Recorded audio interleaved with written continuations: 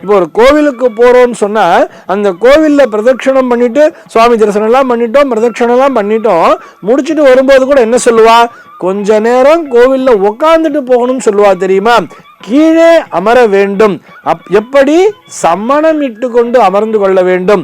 அப்படி அமரும் பொழுதுதான் அங்க இருக்கக்கூடிய அந்த பாசிட்டிவ் வைப்ரேஷன்ஸ் சொல்றோம் இல்லையா, நேர்மறையான சக்திகளை நம்மால் உள்வாங்கிக் கொள்ள முடியும்.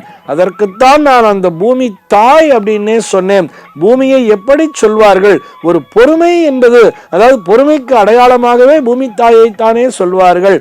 அகழ்வாரை தாங்கும் நிலம் போல தம்மை இகழ்வாரை பொறுத்தல் தலை அப்படின்னு சொல்லிட்டு திருவள்ளுவர் கூட சொல்லியிருப்பார். அங்கே எப்படி ஒப்பிட்டு இருப்பார் சொல்லி பார்த்தோம்னா அகழ்வாரை தாங்கும் நிலம் போல அப்படின்னு சொல்லுவார்.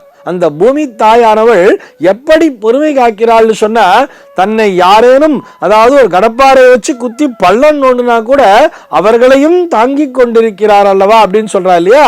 அது போன்ற அந்த பொறுமையானது நமக்கு வந்து சேரும்னு சொல்றா.